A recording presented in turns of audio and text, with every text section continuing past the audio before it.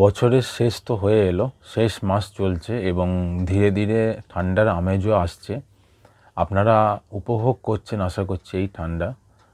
তো এই বছরের শেষ প্রান্তে এসে যদি একসঙ্গে স্বল্প মূল্যে 10খানা গল্প যদি পেয়ে যাওয়া যায় তাহলে কীরকম লাগবে আপনাদের, এবং সেই গল্পগুলো যদি বিভিন্ন ধারার হয়ে থাকে তাহলে কীরকম লাগবে। আশা করছি ভালোই লাগবে, নিশ্চয়ই ভালো লাগবে।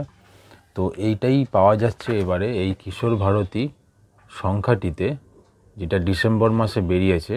এখানে 10টা গল্প একসঙ্গে দিয়েছে এবারে। এছাড়া অন্যান্য ধারাবাহিক যা কিছু থাকে সেগুলো রয়েছে, আপনাদের সামনে তুলে ধরবো একে একে। তাহলে দেখা যাক। কিশোর ভারতী ডিসেম্বর সংখ্যা সূচিপত্রটা দেখা যাক।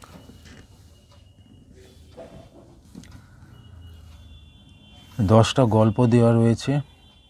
নক্ষত্রলোকের প্রহরী অদৃশ বর্ধনের লেখা, বৃক্ষ শ্রীধর সেনাপতির লেখা, পাল তুলে দে দেবজ্যোতি ভট্টাচার্যর লেখা, মেলিসার মিষ্টি স্বপ্নেরা সৌভিক চক্রবর্তীর লেখা, তর্পণ অনুষ্টুপ শেঠের লেখা, আকুইনার শেষ বার্তা সোমজা দাসের লেখা, রূপকথা মোহনা দেব রায়ের লেখা, মহাকাশ গাছ দেবরাজ চক্রবর্তীর লেখা, মন ছিনতাই অনিন্দ্য ভুক্তর লেখা এবং প্রহরী স্বর্ণেন্দু সাহার লেখা। 10টা গল্প দেওয়া রয়েছে।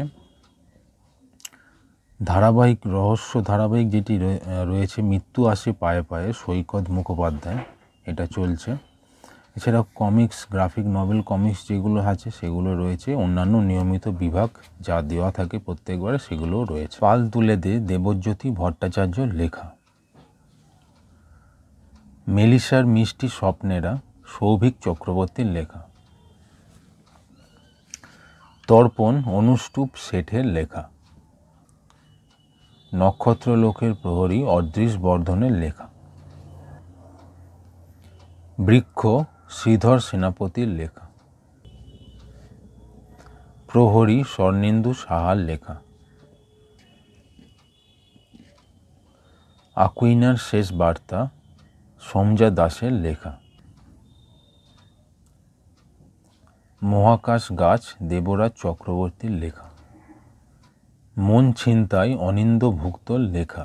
এই হয়ে গেল কিশোর ভারতী ম্যাগাজিনটির রিভিউ আপনাদের সামনে তুলে ধরা হলো। কেমন লাগলো ভিডিওটা আপনারা কমেন্টে জানান। ভালো লাগতে পারে, খারাপও লাগতে পারে। যদি ভালো লেগে থাকে তাহলে একটা লাইক সাবস্ক্রাইব করতে চ্যানেলটিকে ভুলবেন না শেষে। আর দেখতে থাকুন নিউ ম্যাগাজিনস চ্যানেলটি। ধন্যবাদ।